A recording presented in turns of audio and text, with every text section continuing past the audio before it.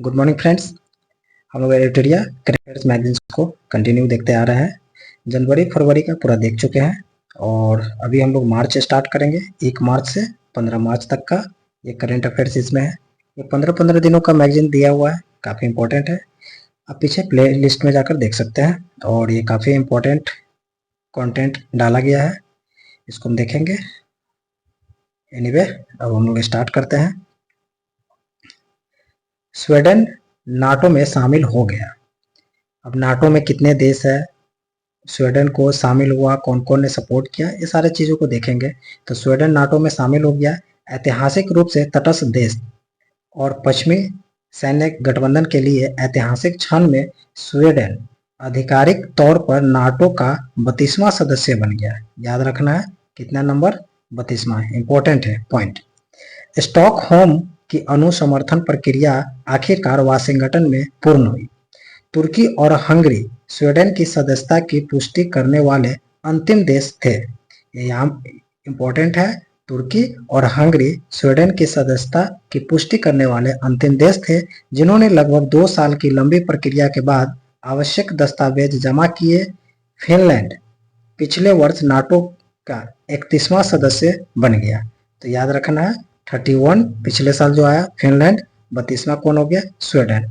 इसने कौन दिया, तो तुर्की और हंगरी ने इसकी सदस्यता के लिए अंतिम देश थे जो पुष्टि किया। इंपॉर्टेंट है, पॉइंट को याद रखना है। स्वीडन की नाटो सदस्यता की निहितार्थ।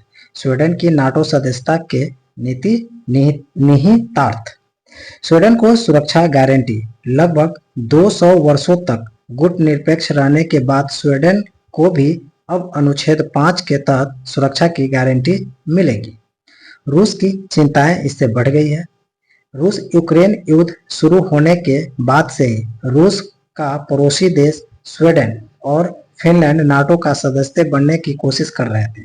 इन दोनों देशों को नाटो में शामिल होने से बाल्टिक सागर से घिरे सारे देश अब नाटो का हिस्सा बन गया, जो रूस के सुरक्षा दृष्टिकोण से चिंताजनक है। पूर्वी बाल्टिक सागर सुरक्षा रिंग। स्वीडन के नाटो में शामिल होने के साथ गठबंधन क्षेत्र का ऐतिहासिक रणनीतिक घेरा बाल्टिक सागर को घेर लेता है। यह भौगोलिक समेकन नाटो की स्थिति को मजबूत करता है। उत्तरी अटलांटिक जल संधि गठन यानी कि नाटो। नाटो सोवियत संघ के खिलाफ सामूहिक सुरक्षा प्रदान करने के लिए संयुक्त राज्य अमेरिका, कनाडा और कई पश्चिमी यूरोपीय देशों द्वारा अप्रैल 1949 के उत्तरी अटलांटिक संधि द्वारा स्थापित सैन्य संगठन है।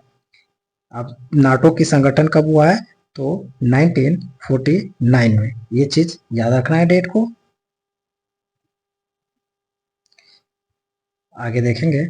नाटो का मुख्य उद्देश्य राजनीतिक और सैन्य साधनों द्वारा अपने सभी सदस्यों की स्वतंत्रता और सुरक्षा की रक्षा करना है। ये नाटो का प्रमुख उद्देश्य है। नाटो का मुख्यालय ब्रुसेल्स बेल्जियम में स्थित है, जबकि नाटो का सैन्य मुख्यालय मॉन्स बेल्जियम में है। ये पॉइंट को याद रखना है, काफी इंपॉर्टेंट होता है। नाटो का मुख्यालय ब्रुसेल्स बेल्जियम और सैन्य मुख्यालय मॉन्स बेल्जियम में है। दोनों बेल्जियम में ही है, लेकिन मुख्यालय आपका पड़ेगा ब्रुसेल्स में और सैन्य मुख्यालय मॉन्स में। नाटो संधि का अनुच्छेद 5 एक प्रमुख प्रावधान है जो बताता है कि किसी एक सदस्य पर हमला सभी सदस्यों पर हमला माना जाएगा। तो ये अनुच्छेद 5 इंपॉर्टेंट है, याद रखना है नाटो सदस्य के लिए। नेक्स्ट देखेंगे, फ्रांस में गर्भपात का अधिकार। फ्रांस अपने संविधान में गर्भपात के अधिकार को स्पष्ट रूप से शामिल करने वाला दुनिया का पहला देश बन गया है। दुनिया का पहला देश बन गया है। इसकी महत्वपूर्ण बातें क्या है, तो गर्भपात का अधिकार को अपने संवैधानिक में शामिल करने का फ्रांस का ऐतिहासिक निर्णय महिलाओं के प्रजनन अधिकारों के लिए वैश्विक संघर्ष में एक महत्वपूर्ण क्षण है।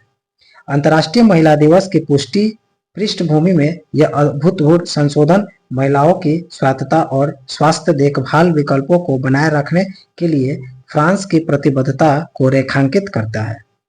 पृष्ठभूमि की बात करते हैं तो गर्भपात फ्रांस में 1975 गर्भपात फ्रांस में 1975 से वैध है। अब महिलाओं के लिए एक गारंटी स्वतंत्रता बन गया है। तो इम्पोर्टेंट क्या हो जाता है कि फ्रांस में गर्भपात में 1975 से ही वैध रहा है, लेकिन अब ये गारंटी दे दिया क्योंकि संविधान में लागू कर दिया है। जनवरी 2024 फ्रांस की संसद ने गर्भपात के अधिकार को संवैधानिक वैधता प्रदान करने के लिए एक संशोधन पारित किया था। ओके, भारत में गर्भपात की स्थिति को देखेंगे तो असुरक्षित गर्भपात क्या है? असुरक्षित गर्भपात की घटना में भारत दूसरे स्थान पर है और यह अनुमान लगाया गया था कि प्रत्येक दिन असुरक्षित गर्भपात से संबंधित जटिलताओं से 8 महिलाओं की मृत्यु होती है।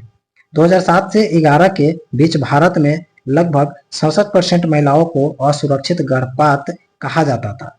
भारतीय गर्भपात नियमों के अनुसार गर्भधारण के समय 20 सप्ताह तक गर्भपात किया जा सकता था। हालांकि 2021 में संशोधन के माध्यम से कुछ स्थितियों में सीमा 24 सप्ताह तक बढ़ा दिया गया है।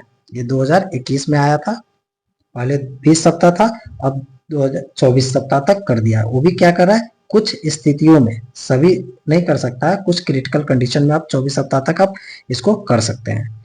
फ्रांस में पारित संशोधन सुनिश्चित करता है कि किसी महिला का निर्णय पितृसत्तात्मक मान्यताओं का नैतिक निर्णयों से प्रभावित नहीं होगा। भारत एआई मिशन हाल ही में केंद्रीय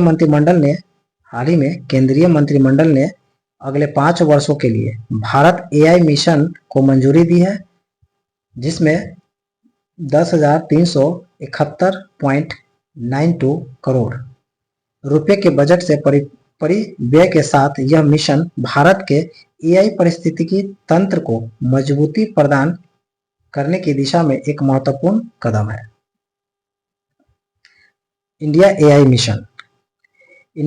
मिशन एक रणनीतिक पहल है जिसका उद्देश्य एआई नवाचार को उत्प्रेरित करना, कंप्यूटिंग पहुंच को लोकतांत्रिक बनाना, स्टार्टअप पूंजी प्रदान करना, नैतिक एआई सुनिश्चित करना और भारत के एआई पारिस्थितिकी तंत्र में समावेशी विकास को बढ़ावा देना। 28 मई 2020 को भारत एआई को एक ज्ञान पोर्टल, अनुसंधान संगठन और पारिस्थितिकी तंत्र निर्माण पहल के रूप में लॉन्च किया। कब किया? 28 मई 2020 को। यह इलेक्ट्रॉनिक और सूचना प्रौद्योगिकी मंत्रालय, राष्ट्रीय ई गवर्नेंस डिवीजन और national association of software and service company की संयुक्त पहल है। किसकी है? इलेक्ट्रॉनिक और सूचना प्रौद्योगिकी मंत्रालय, राष्ट्रीय ई गवर्नेंस डिवीजन और national association of software and service company की एक संयुक्त पहल है।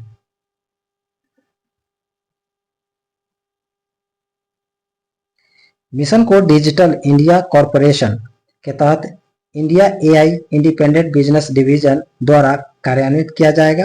भारत की एआई गणना क्षमता पारिस्थितिकी तंत्र में सार्वजनिक निजी भागीदारी के माध्यम से निर्मित 10,000 या अधिक ग्राफिक्स प्रोसेसिंग इकाई का एआई गणना बुनियादी ढांचा शामिल होगा। एआई इनोवेटर्स को एक सेवा और पूर्व प्रशिक्षित मॉडल के रूप में एआई के पेशकश करने के लिए एक एआई मार्केट प्लेस डिजाइन किया जाएगा। महत्व बात के देखेंगे तो यह मिशन भारत की तकनीकी संप्रभुता सुनिश्चित करने के लिए नवाचार को बढ़ावा देगा और घरेलू क्षमताओं को निर्माण करेगा। यह एआई नवाचार के लिए महत्वपूर्ण संसाधनों के लिए वन स्टॉप समाधान के रूप में कार्य करेगा। यह पहल प्रभावशाली एआई समाधानों को अपनाने, विकसित करने, स्केलिंग, प्रमोट करने पर ध्यान केंद्रित करेगी, जिनमें बड़े पैमाने पर सामाजिक आर्थिक परिवर्तन को उत्प्रेरित करने की क्षमता है। नेक्स्ट पॉइंट देखेंगे, सुदूर वन्य जनजातीय गांवों में इंटरनेट। सुदूर जनजातीय गांवों में इंटरनेट।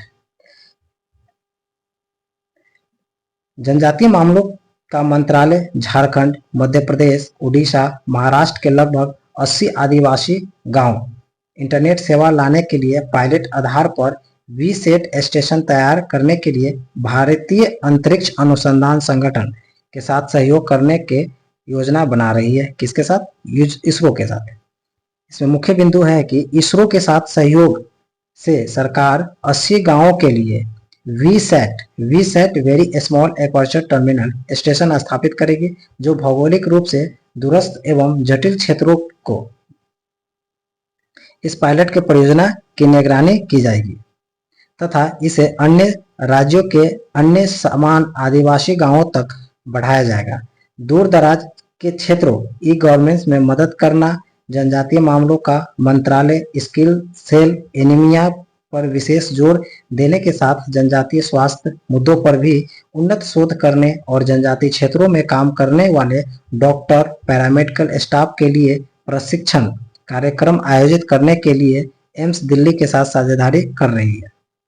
आदिवासी छात्रों को अर्धचालक पर पाठ्यक्रम प्रदान करने के लिए बेंगलुरु में भारतीय विज्ञान संस्थान के साथ एक प्रशिक्षण सुविधा स्थापित करने की योजना भी बनाई। वीसैट एक छोटे आकार का अर्थ स्टेशन है। वीसैट एक छोटे प्रकार के अर्थ स्टेशन है जिसका उपयोग उपग्रह नेटवर्क पर डेटा, आवाज और वीडियो सिग्नल प्रसारण रिसेप्शन के साथ किया जाता है।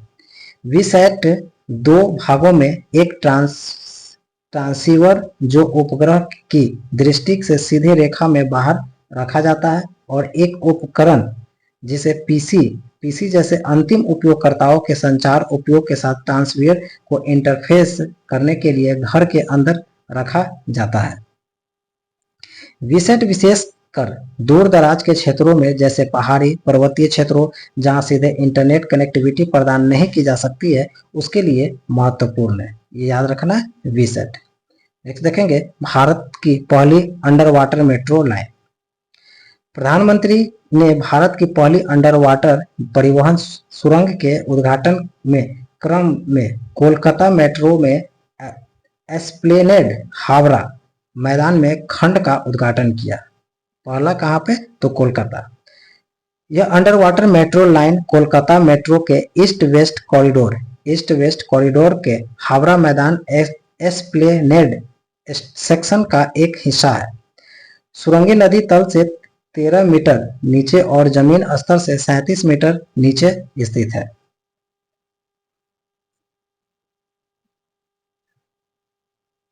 हावड़ा मैदान एस्प्लेनेड खंड 4.8 किलोमीटर लंबा है और भारत की पहली पानी के नीचे परिवहन सुरंग के माध्यम से हुगली नदी के नीचे जाता है। परियोजना की लागत 4956 करोड़ 4956 करोड़ रुपए है। देश का सबसे गहरा मेट्रो स्टेशन हावड़ा मैदान जमीनी स्तर से 32 मीटर नीचे है। यह मेट्रो हुगली नदी के नीचे 520 मीटर की दूरी पर 45 सेकेंड में तय करेगी। हुगली नदी पश्चिम बंगाल में गंगा नदी की एक सहायक नदी है। हुगली नदी पश्चिम बंगाल में गंगा की एक सहायक नदी है जो 260 किलोमीटर लंबी है। इसकी शुरुआत मुर्शिदाबाद जिले के नूरपुर से होती है जहां इसका उद्गम गंगा से होता है। यह नदी पश्चिम बंगाल के राज्य से होकर दक्षिण की ओर बहती है और अंततः बंगाल की खाड़ी में विलीन हो जाती है। कोलकाता बंदरगाह भारत के प्रमुख बंदरगाहों में से एक है। हुगली नदी पर स्थित है और व्यापार के लिए प्रवेश द्वार के रूप में कार्य करता है। वार्षिक गंगा सागर मेला एक तीर्थ यात्रा और त्योहार हुगली नदी के और बंगाल की खाड़ी के संगम पर सागर द्वीप पर होता है। कौन सा? तो वार्षिक गंगा सागर मेला कहाँ पे होता है? सागर द्वीप पे। इसके महत्वपूर्ण की बात करेंगे तो बेहतर कनेक्टिविटी, यह कोलकाता को उसके जुड़वा शहर हावड़ा से जोड़ता है। कोलकाता के जुड़वा शहर हावड़ा को कहा जाता है जिसको जोड़ता है। उन्नत प्रौद्योगिकी की बात करते हैं तो नवीन इंजीनियरिंग का प्रदर्शन करते हुए भारतीय बुनियादी ढांचे में एक तकनीकी छलांग का प्रतिनिधित्व करता है। पर्यटन आकर्षण की बात करेंगे तो अंडर वाटर के मार्ग के प्रशिष्टता पर्यटक आकर्षण के रूप में इसकी अपील को बढ़ाती है। जीनोम इंडिया प्रोजेक्ट क्या है? हाल ही में जैव प्रौद्योगिकी विभाग डीवीटी द्वारा जीनोम इंडिया प्रोजेक्ट की घोषणा की गई जिसमें 10,000 भारतीय जीनोम शुक्राणु का किया गया। जीनोम इंडिया प्रोजेक्ट जैव प्रौद्योगिकी विभाग द्वारा समर्थित जीनोम इंडिया प्रोजेक्ट एक महत्वपूर्ण वैज्ञानिक पहल है जिसने 10,000 भारतीय व्यक्तियों के संपूर्ण जीनोम को सफलतापूर्वक अनुक्रमित किया। डीबीटी द्वारा 2020 में महत्वाकांक्षा जीनोम इंडिया प्रोजेक्ट शुरू किया है। किसके द्वारा किया गया? तो डीबीटी द्वारा 2020 में। इसका नेतृत्व भारतीय विज्ञान संस्था बेंगलुरु स्थित मस्तिष्क अनुसंधान केंद्र द्वारा किया जाता है। साथ में इसमें 20 संस्थानों का सहयोग भी शामिल है। जीनोम एक आनुवंशिक सामग्री है जो सभी जीवित जीवों के विकास और कामकाज के लिए निर्देश प्रदान करता है, जो रासायनिक आधारों के अनुक्रम के साथ डीएनए से बना होता है, जो किसी जीव के विशेषताओं को निर्धारित करता है। मानव जीनोम प्रत्येक मानव शरीर की प्रत्येक कोशिका के केंद्र में रहने वाले एक डीऑक्सी न्यूक्लिक एसिड यानी कि डीएनए का संपूर्ण संग्रह है। डीएनए में 4 आधार डेनिन, एडिन, साइटोजिन और गुआनिन और थाइमिन द्वारा निर्मित एक डबल स्ट्रैंडेड अणु होता है। डीएनए में 4 आधारों एडेनिन क्या होता है? एडेनिन, साइटोजेनिन, गुआनिन और थाइमिन द्वारा एक डबल स्ट्रैंडेड अणु होते हैं। जीनोम अनुक्रम की बात करते हैं तो जीनोम अनुक्रमण किसी जीव के जीनोम के संपूर्ण डीएनए अनुक्रम को निर्धारित करने की प्रक्रिया है। मानव के आनुवंशिक फिंगरप्रिंटिंग को डिकोड करने के लिए आधार जोड़ों के क्रम में को समझने की प्रक्रिया को जीनोम अनुक्रमण कहा जाता है। दुर्लभ विकार का मूल्यांकन जीनोम अनुक्रमण का एक उपयोग दुर्लभ विकारों के लिए पूर्व शर्तों यहाँ तक कि आनुवंशिकी के दृष्टिकोण से कैंसर का मूल्यांकन करने के लिए किया जाता है। आनुवंशिक जटिलता को समझना यह भारत की विविध आबादी की अद्वितीय आनुवंशिक संरचना पर प्रकाश डालता है, जिससे भविष्य में आनुवंशिक अनुसंधान और स्वास्थ्य देखभाल योजना में मदद मिलती है। टीका का विकास केवल जीनोम अनुक्रमण ही विभिन्न उत्परिवर्तन की पहचान कर सकता है और जो आगे चलकर टीका विकास और परीक्षण में मदद करेगा। बहुत ही बेहतरीन। ओके, नेक्स्ट देखेंगे वैश्विक मानव विकास सूचकांक HDI 2023-24। संयुक्त राष्ट्र विकास कार्यक्रम UNDP के रिपोर्ट में breaking the gridlock reimagining cooperation in a polarised world के अनुसार भारत वैश्विक मानव विकास सूचकांक HDI में एक पायदान ऊपर चढ़ गया। रिपोर्ट के अनुसार भारत 2021 में 135वें स्थान पे था, 135वें स्थान पे था, वहीं 2022 में 134वें स्थान पर पहुंच गया। इस सूचकांक में भारत को कुल 0.644 अंक दिया गया। इंपॉर्टेंट पॉइंट है, HDI में भारत 2021 में 135 था, 2022 में 134वां स्थान पे आया और कुल अंकों में देखेंगे तो 0.64 अंक मिला है। मुख्य बिंदु की बात करेंगे तो जन्म के समय भारत की जीवन प्रत्याशा 2021 में 67.2 वर्ष था से थोड़ा सुधर कर 2022 में 67.7 वर्ष हो गई। यानी कि भारत में आपके जीवन कितने वर्ष की है? तो अभी के समय आपका 67 साल 7 महीने तय की गई है। स्कूली शिक्षा के अपेक्षा वर्षों में 11.9 वर्ष से 12.6 वर्ष की कुल वृद्धि यानी कि 5.88% हुई, जिसमें EYS पहलू पर प्रयास से 18 स्थानों का सुधार हुई है। प्रति व्यक्ति सकल राष्ट्रीय आय 6542 अमेरिकी डॉलर से बढ़कर 6951 अमेरिकी डॉलर हो गई है प्रति वर्ष। भारत के पड़ोसी देशों का प्रदर्शन की बात करते हैं तो भारत का दक्षिण पड़ोसी देश श्रीलंका में 78 स्थान पर है, जबकि चीन 75वें स्थान पर है। दोनों के बीच मानव विकास श्रेणी के अंतर्गत वर्गीकृत किया गया है। भूटान 125वें और बांग्लादेश 129वें स्थान पर है। भारत, भूटान और बांग्लादेश सभी मध्यम मानव विकास श्रेणी में है। नेपाल 146, पाकिस्तान 164, भारत से नीचे है। स्विट्जरलैंड, नॉर्वे, आइसलैंड को पहले स्थान मिला है। किसको किसको? स्विट्जरलैंड, नॉर्वे और आइसलैंड को पहला स्थान दिया गया है। रिपोर्ट में अमीर और गरीब देशों के बीच असमानताओं को कम करने की विपरीत प्रवृत्ति पर प्रकाश डालती है। परस्पर जुड़े हुए वैश्विक समाजों के मजबूत बावजूद जलवायु परिवर्तन, डिजिटलीकरण, गरीबी और असमानता पर सामूहिक कार्रवाई की कमी है, जिससे मानव विकास का अंतर बढ़ता जा रहा है। स्विट्जरलैंड, नॉर्वे और आइसलैंड को प्रथम स्थान मिला है। वैश्विक मानव विकास सूचकांक, यह सूचकांक पहली बार 1990 में जारी किया गया था। यह अवधारणा पाकिस्तानी अर्थशास्त्री महबूब उल हक द्वारा विकसित किया गया था। वेरी वेरी इंपॉर्टेंट पॉइंट है। यह 4 संकेतों को ध्यान में रखते हुए मानव विकास की औसत उपलब्धियों को मापता है। जन्म के समय जीवन प्रत्याशा यानी कि सतत विकास लक्ष्य 3 की बात करेंगे। स्कूली शिक्षा के अपेक्षित वर्ष सतत विकास 4.3 की बात करेंगे। स्कूली शिक्षा के औसत वर्ष की बात करेंगे यानी कि सतत विकास लक्ष्य 4.4 की बात करेंगे। स्कूली सकल राष्ट्रीय आय की बात करेंगे तो सतत विकास लक्ष्य 8.5 की बात करेंगे। ओके, नेक्स्ट देखेंगे याओंडे घोषणा, काफी इंपॉर्टेंट है। याओंडे घोषणा क्या है? याओंडे घोषणा कैमरून की राजधानी याओंडे में आयोजित एक ऐतिहासिक सभा में अफ्रीकी स्वास्थ्य मंत्रियों, वैश्विक मलेरिया भागीदारों, फंडिंग एजेंसियों, वैज्ञानिकों, नागरिक समाज संगठनों और अन्य प्रमुख मलेरिया हितधारकों ने मलेरिया से होने वाली मौतों को समाप्त करने की संकल्प लिया है। यानी कि याओंडे घोषणा मलेरिया को समाप्त करने की बात करती है। ये कहाँ पे हुआ है? तो अफ्रीका में हुआ है। वेरी गुड, आगे देखेंगे मुख्य बातें इसमें। 11 अफ्रीकी देशों के स्वास्थ्य मंत्रियों ने मलेरिया से होने वाले मौतों को समाप्त करने के लिए अटूट प्रतिबद्धता व्यक्त की। घोषणा पर हस्ताक्षर करने वाले 11 देश में बुर्किना फासो, कैमरून, कांगो लोकतांत्रिक गणराज्य, Ghana, Mali, Mozambique, Niger, Nigeria, Sudan, Uganda और तांजानिया।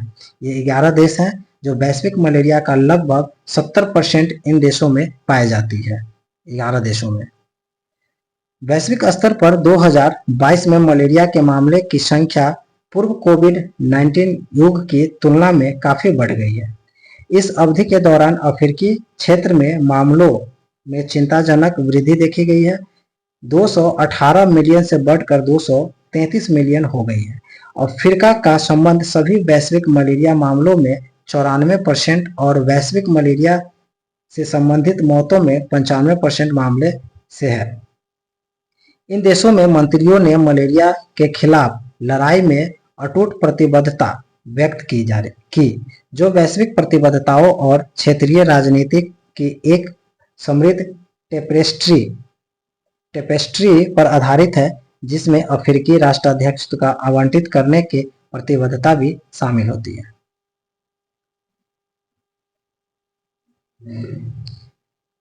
इसमें बदलती परिस्थिति और वेक्टर व्यवहार पर सुरक्षा सूक्ष्मता से नजर डालना, स्वास्थ्य सेवाओं तक बेहतर और गुणवत्तापूर्ण पहुंच सुनिश्चित करना, संघर्षों, प्राकृतिक आपदाओं और प्रवासन सहित मानवीय संकट को पर्याप्त रूप से संभालना शामिल होगा। मंत्रियों ने स्वास्थ्य क्षेत्र में निवेश बढ़ाने का वादा भी किया है। इसमें चुनौतियां भी कई सारी है, तो चुनौतियां में उन्मूलन की इस दिशा में सालाना अतिरिक्त $5.2 बिलियन और स्वास्थ्य क्षेत्र में जलवायु अनुकूल के समर्थन करने के लिए $11 बिलियन की आवश्यकता है।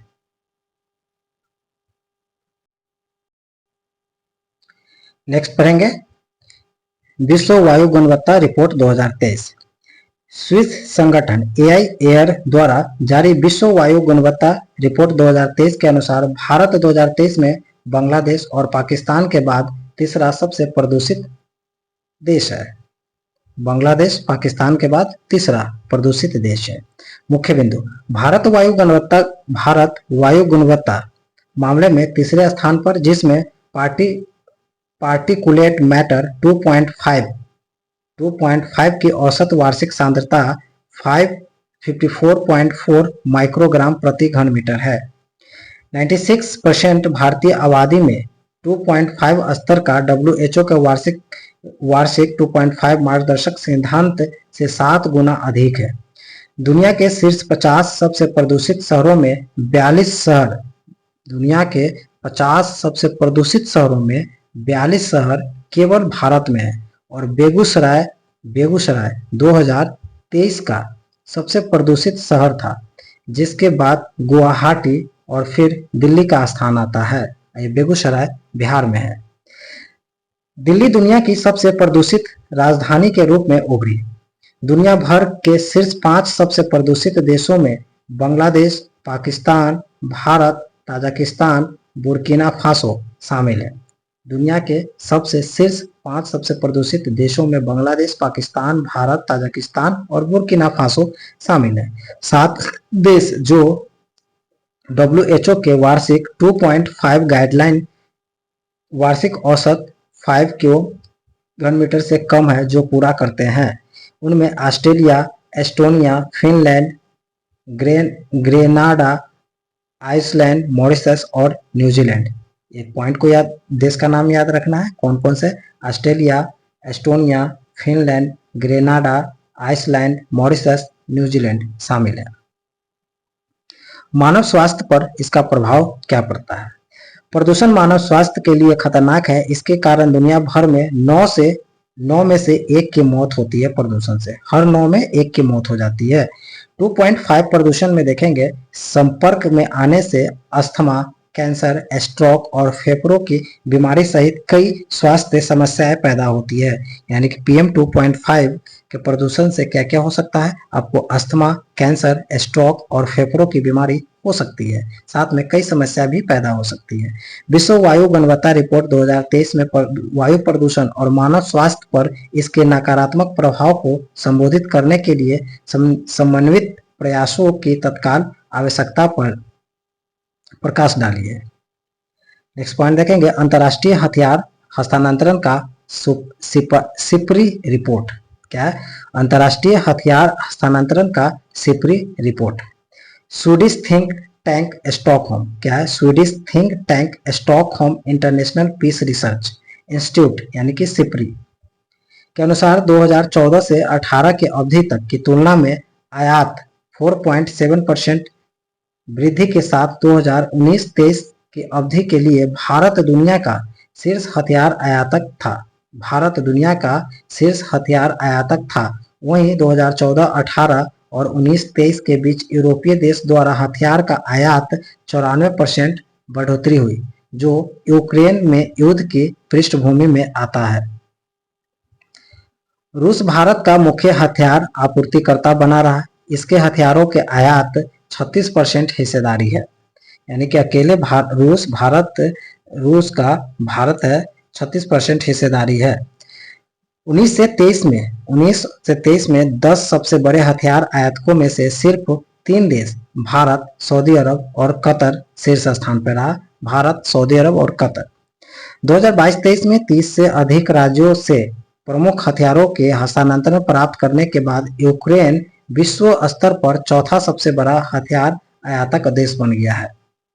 2019 से 23 में 5 सबसे बड़े हथियार आयातक पाकिस्तान का नाम आता है, जो 43% बढ़ गया। चीन ने अपने हथियारों का 82% आपूर्ति आयात के माध्यम से किया।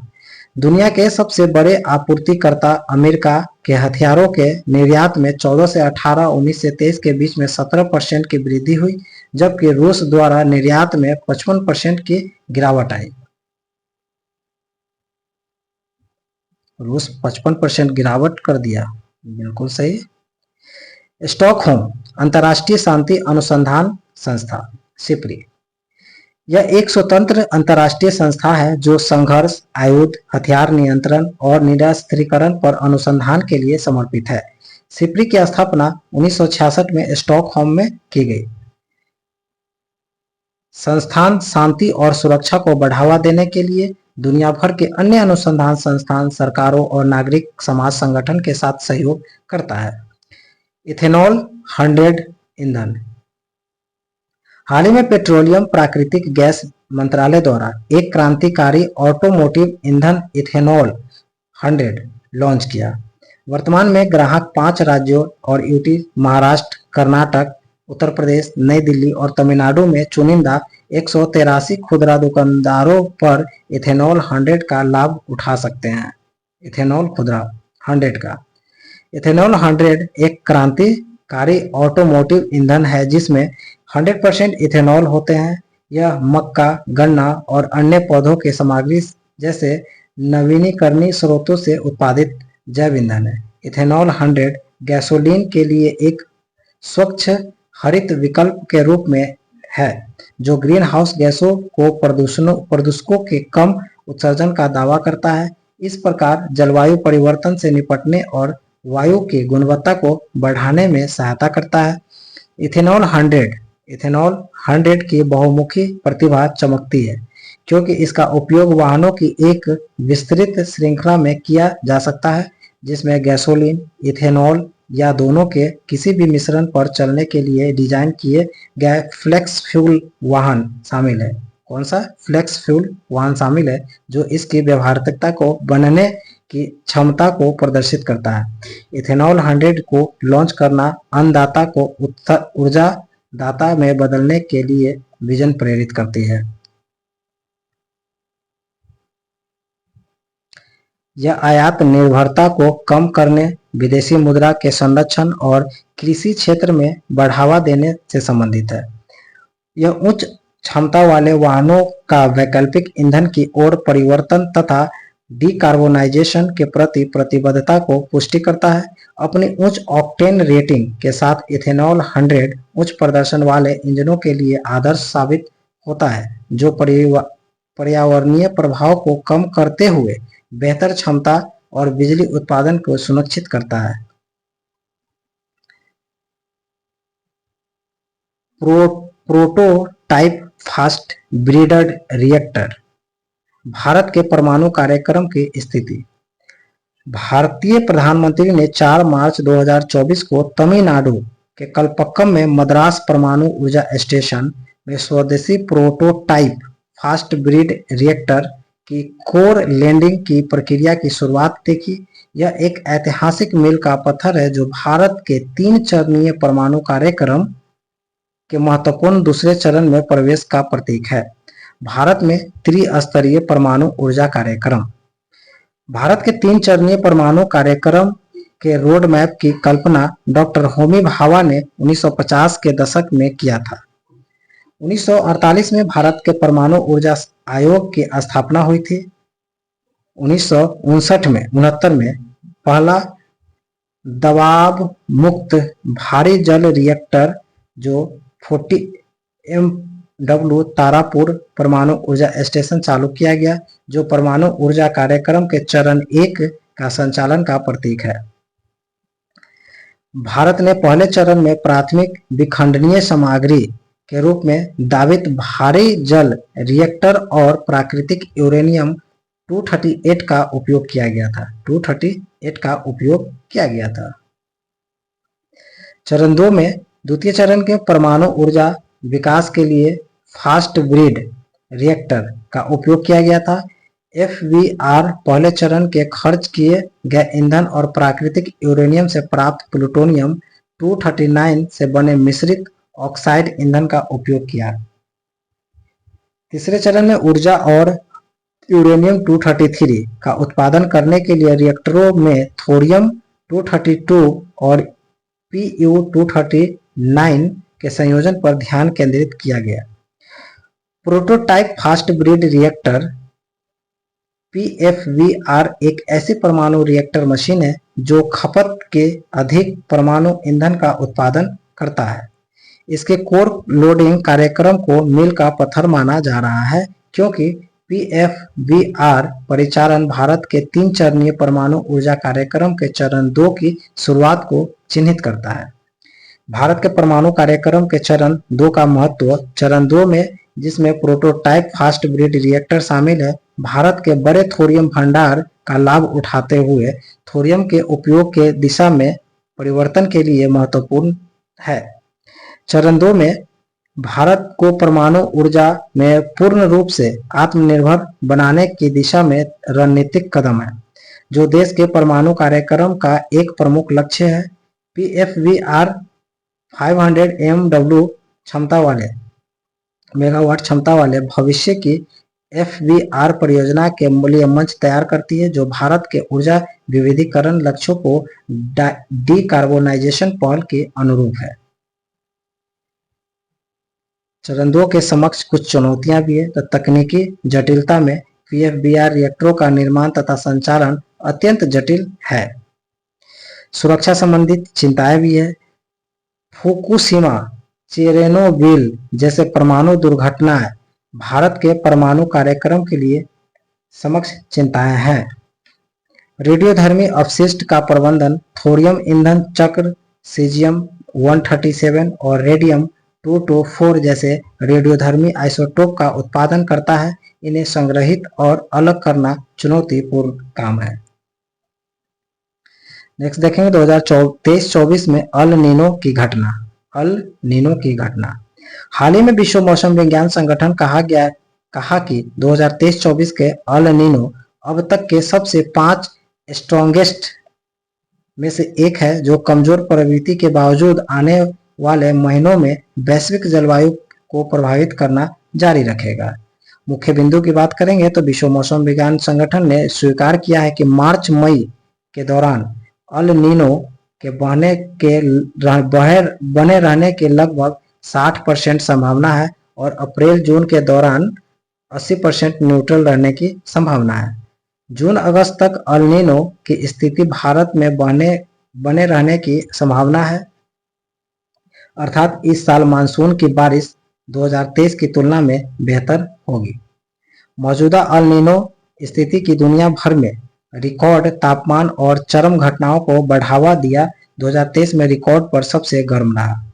अल नीनो मध्य और पूर्वी उष्णकटिबंधीय प्रशांत महासागर में मध्य और पूर्वी उष्णकटिबंधीय प्रशांत महासागर में समुद्र की सतह का समय समय पर गर्म होना है। यह औसतन हर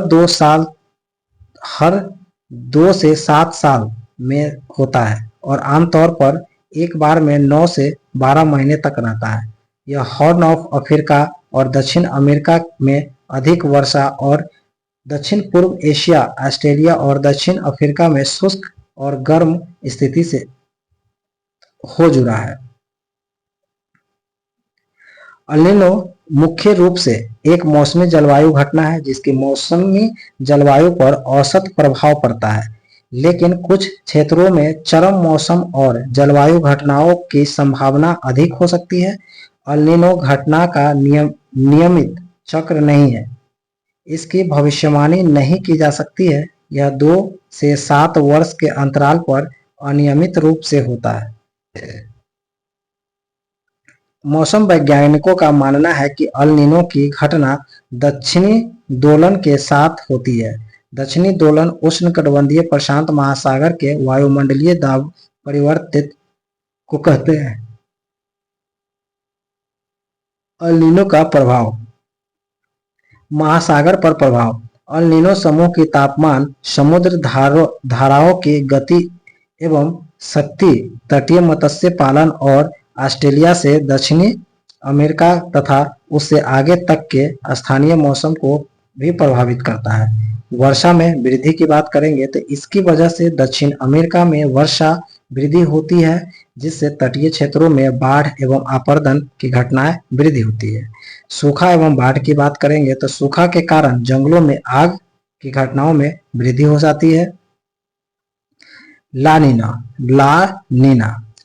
लानीना घटना उष्णकटिबंधीय प्रशांत कर्क रेखा एवं मकर रेखा के मध्य प्रशांत महासागर में सामान्य से ठंडे जल के कारण होती है। लानीनो कहाँ पे? उष्णकटिबंधीय प्रशांत जो कर्क एवं मकर रेखा के मध्य प्रशांत सागर क्षेत्रों में ये ठंडे जल के कारण होती है। भारत में इसका प्रभाव देखने को मिलता है लानीनो का। प्रबल लानीनो की घटना कमजोर मानसून की स्थिति को दर्शाती है। इसकी वजह से भारत तथा दक्षिण पूर्व एशिया क्षेत्र में सूखे की स्थिति उत्पन्न होती है। लानीना वर्ष के दौरान दक्षिण पूर्व एशिया में ग्रीष्म मानसून से संबंधित वर्षा सामान्य से अधिक होती है। सामान्यतः यह भारतीय अर्थव्यवस्था के लिए लाभदायक होती है।